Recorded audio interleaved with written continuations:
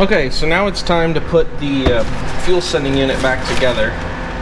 We've got our new pump, which is a Walbro 255 HP, but apparently they've been bought out by TI Automotive. TI is, or TI if you're a gamer nerd, or Texas Instruments if you're a different kind of nerd, or it's just a different company altogether.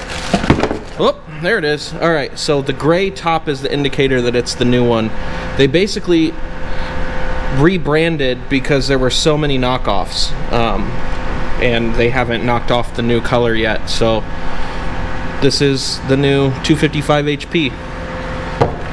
And then I have the install kit for a 2G. I think it's the same for Evos, well, Evo 8 and 9s, or 4 through 9s, or whatever, you know.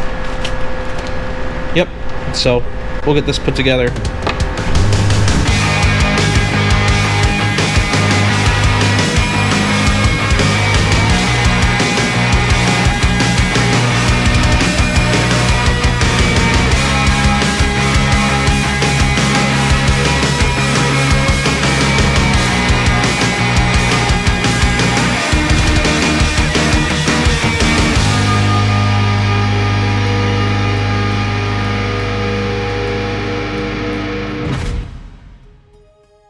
If it isn't obvious, in this episode we're working on the fuel system, as well as getting the engine in the chassis, which is very exciting.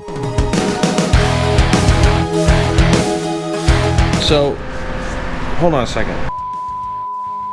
Here's the old 255, and here's the new TI Automotive one.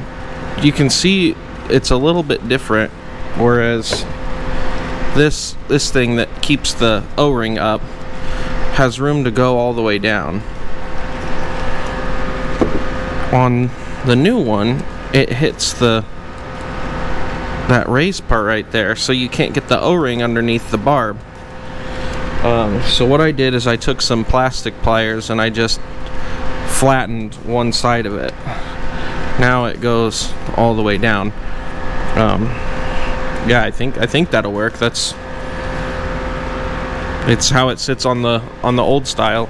They need to update the kits if it's the kit for this.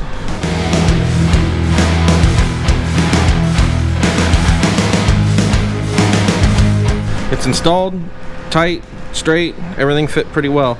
I'm pretty sure that modification I made to that little O-ring holder is gonna be fine. The O-ring's well up in there. It was a nice tight seal.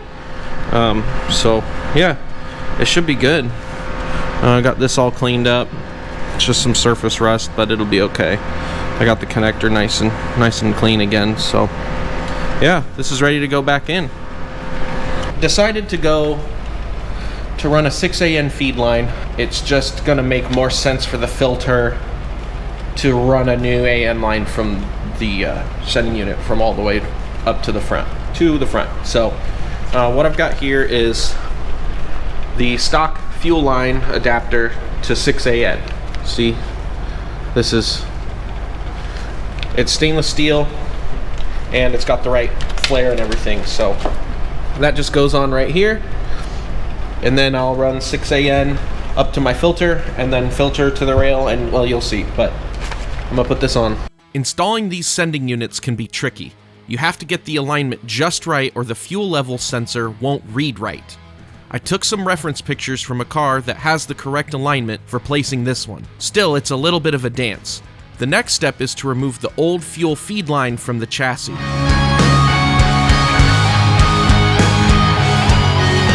So I've got the stock fuel line out, and what I did is I'm gonna scoot this return line over to where the feed was coming in this organizer, and then I took out this divider between these two, and I think I'm gonna try and fit my AN hose in there, so that'll just hold it up for the run. You gotta feed the feed line.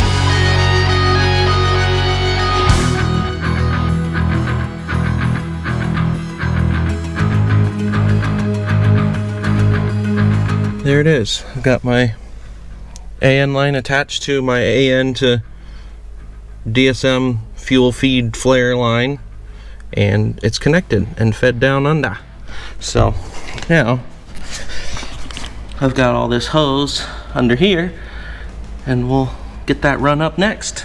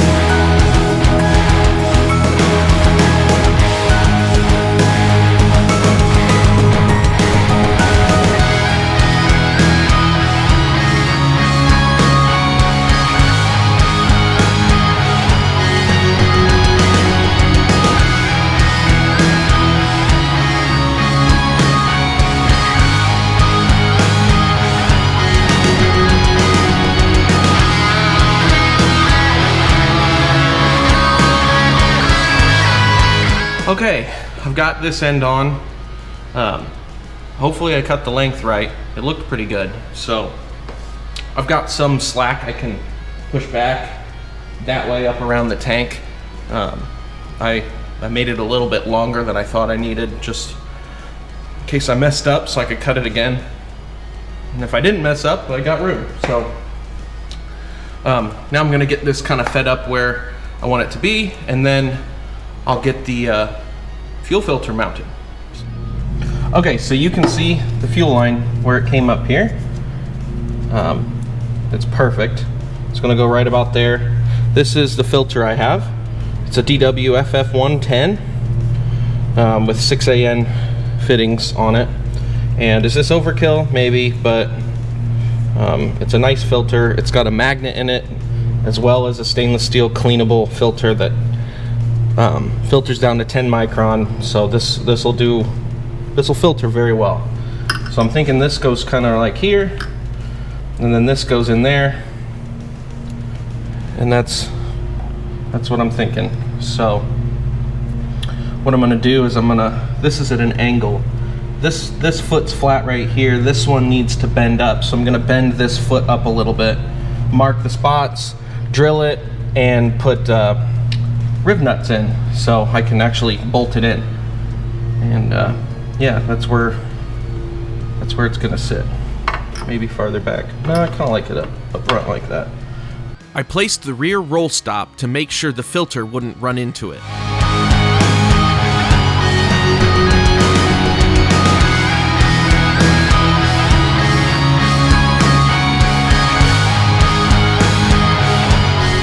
Okay, so now I'm gonna get the fuel filter ready. Basically, you just have to get the filter in and the seal, and this is just a hollow tube inside. So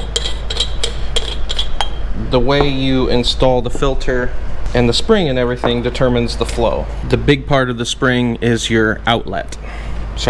Is your inlet. So that goes there. Your filter is gonna sit on here, but we've got to put the O-ring in here first. Came with some O-ring grease, so I suppose I'll use it. So that sits down in there, then your filter goes here, seals that O-ring in, and then this is the magnet there that sits down on the small part of the spring, so keeps it centered and keeps tension on it. Let me just tighten this back up.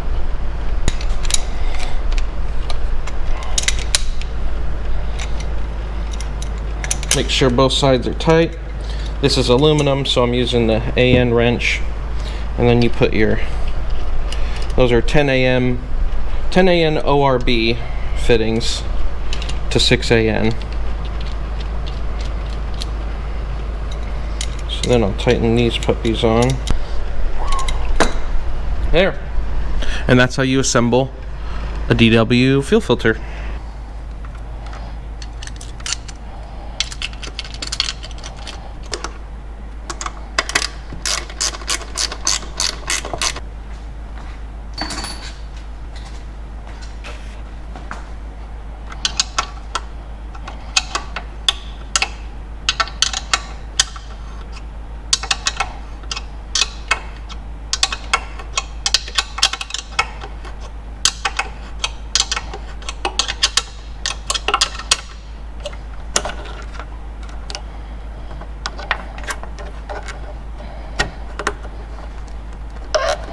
Okay, so it's fully installed now, bolted down. It's not going anywhere.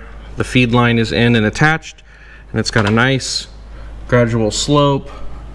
Everything looks good. So now I'll affix the hose, take care of the slack, and that will be finished. I'm very happy with it. Looks great. Okay, and here I've got the line all strapped up. It worked to kind of go through that end one notched out. And I just put some zip ties in between just to keep it looking nice. And yeah, I'm happy with that. It looks great. Got a stainless steel P-clamp there to hold all this right before the turn, just so nothing moves around. But yeah, there it is. Fuel feed done. Before the engine can go in, we need to get some of the things done that would be hard to do with the engine in the way, starting with this vacuum manifold.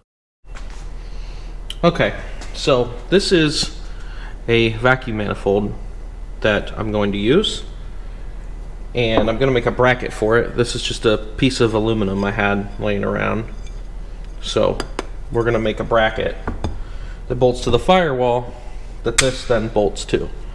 So I'm going to start by putting this where I want it, making some marks, cutting some holes. So drill some holes in this, put some rib nuts in, get this to bolt to it, cut this down, find the two holes on the firewall I'm going to use, and there it is. And I'll probably powder coat this.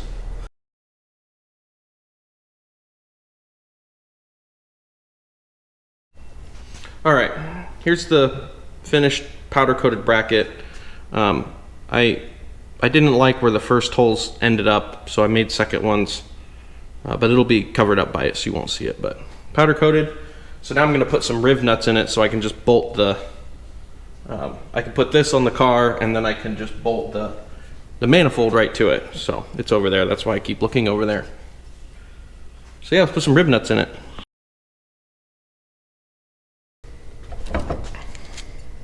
There we go. Looks good. That's bolted on. And this little bump out right here is raised so the back part of the rib nuts does not touch the firewall. And that powder coat matches the paint pretty well. It's good stuff. It's Prismatic Powders Ink Black, or Black Ink, or one of those. It's nice. Okay, so I have the vacuum manifold done. Like I said, this is just one of those eBay special, Amazon specials, nothing special, but I couldn't find what spec was on the end fittings. So it comes with just vacuum nipples, but I wanted to do AN lines. So trial and error, it's M20 by 1.5. And so these are, and it's O-ring boss. So these are M20 by 1.5 O-ring boss to 6AN. And then I've got this line here for my blow-off valve, this little 4AN here for my fuel pressure regulator, and then this is for my boost gauge, and it'll be the map sensor that I use for logging. So yeah, and then the other 3 ports are plugged. So it's a 6 port, it's just plenty, but this will just scoot it to the back, and I'll have the incoming from the manifold, and this will go out to the brake booster. So, and I got a check valve, but we'll show you that later. And there it is installed. Looks great. Very secure on the bracket, no movement, and yeah, everything will be connected with hoses or wire, so there'll be flex there. So that'll be nice. There it is. And look at that. It's just pointing right at it. It's so nice. Okay, so I'm working on the boost control solenoid. Here's my little diagram I drew up of how I'm going to route all this so I could plan ahead. But basically I'll have this on this side, and this will go to the bottom of the wastegate and the boost source. And then this one will go on this side, and that will go to the top of the wastegate. And that's how you plumb this 3-port with a wastegate that has a top and a bottom port. But yeah, so I'll get these on, and then I'll get it mounted on the car. Here it is installed. So I put this little filter. There's no reason for it, but it's better than a hole. And this is just a little bracket. It's the Innovate Motorsports bracket for back solenoid right there. Yeah, real cheap on Amazon, but yeah, that's where that's gonna live. And I'll be able to snake the vacuum lines over to right here where the turbo is. So yeah, looks good. Lastly, before the engine can go in, the transmission has to be on the engine. But before that can happen, the transmission needs some love. Time to whip out the mineral spirits. This thing is filthy.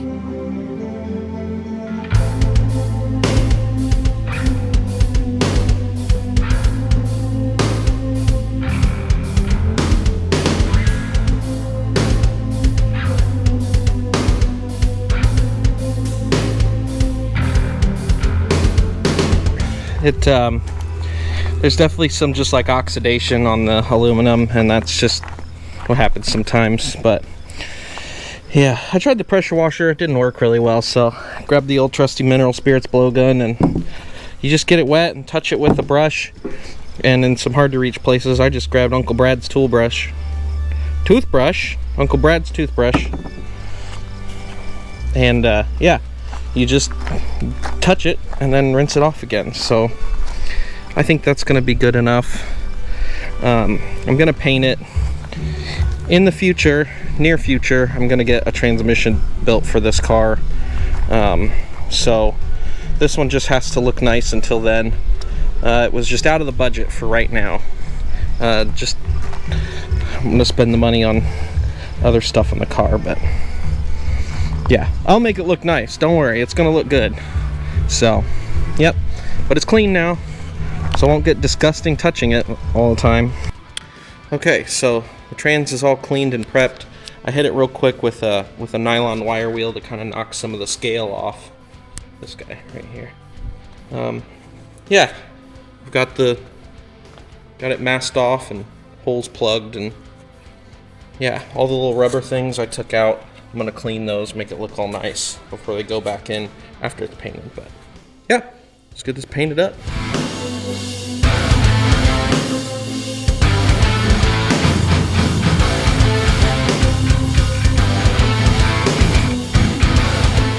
Okay, so I've got 2.5-ish coats of base on there, and it looks really good. It looks like aluminum, which is what I want. So next I'm gonna hit it with some engine enamel clear. This is just clear. I don't want it to get super glossy. I just kind of want to protect it, so I'm not going to put it on real thick. I'm just going to do a bunch of light layers to try and keep it semi-gloss kind of. Okay, and now it's got clear on it. You can see it did add some sheen to it, but not too Charlie. It'll be okay. It'll at least maybe protect it a little better. Alright. So what I have here is from Germany. It's the Dude's Custom full shifter bushing kit.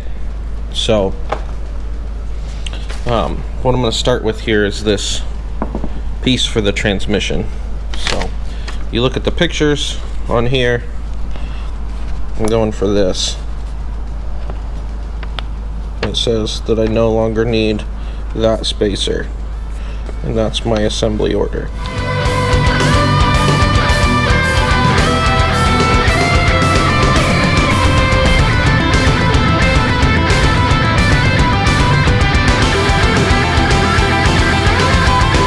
Solid bushings for this cable bracket, which goes here.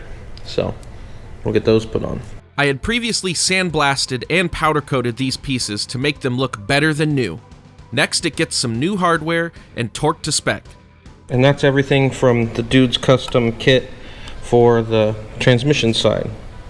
Everything looks real nice. Nothing's gonna move around on me. Yeah, transmission looks real good. Okay, we've got this upper bracket on, powder coated real nicely. And now we're gonna do the pivot fork and throwout bearing. So this is the comp clutch forged pivot fork and ball. So, yep, I've got the old pivot ball out, and I'm just gonna put this in there.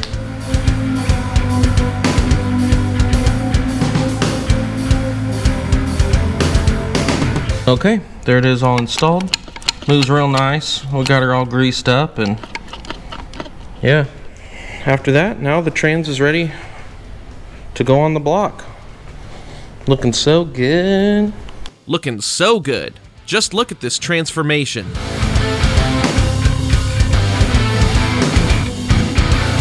Now we can get the clutch installed on the engine. We're going with a South Bend clutch ceramic Kevlar dual friction disc with a comp clutch stage 3 pressure plate. I worked with Tim Zimmer from TMZ Performance on this setup. Hit him up for all your DSM clutch needs. Everything gets new hardware and torqued to spec.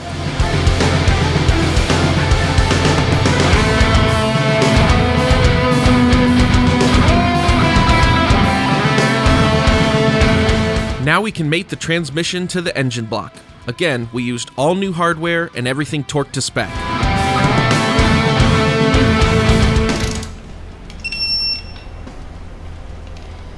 We need a shallow for that, or will it reach? Yeah, let's go shallow on that. Alright, there the transmission's on. That was easy. I like it when it's easy. Okay, so now what we'll do is we'll put the transmission and engine thing down on a dolly.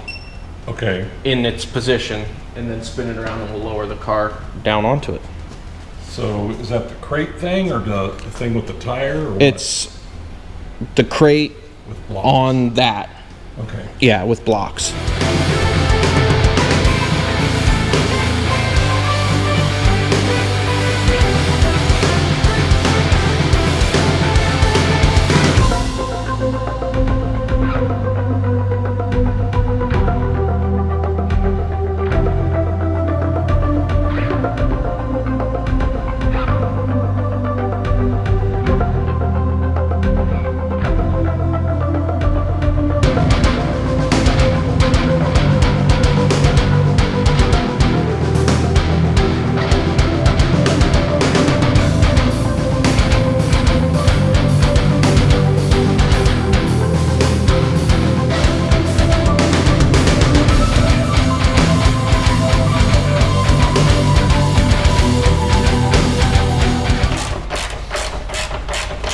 It is? Yep. I love those cone bolts Yeah. and the fine You threads. can't do it without them, honestly. I mean, you probably could, but man, it would be hard. You tear up threads. Yeah. And the fine threads just makes a difference.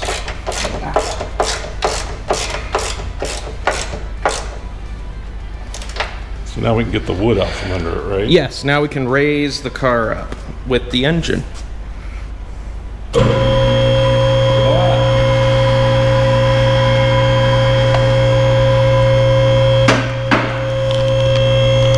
All right, it's in. So this bolt's good. That's the right bolt for that. I need to get a new OEM bolt for that one. But yeah, other than that, It said 95, you at least need 100. yeah, 103 or you're something. right. I wonder if this has been spread out because of the polys. Oh, could be. I don't know. It'd be kind of hard to do, This but is 75, just poly to poly. yeah. Huh. All right. Well, it's in. We did it. It's finally Start it up. started up. Thanks for watching. In the next episode, we're going to get into some electrical, drivetrain, and installing a Volvo power steering setup. So make sure you subscribe so you don't miss it.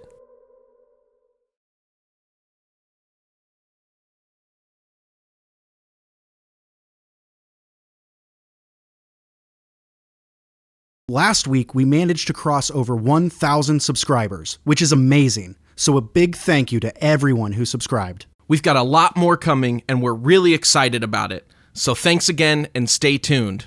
And tunes.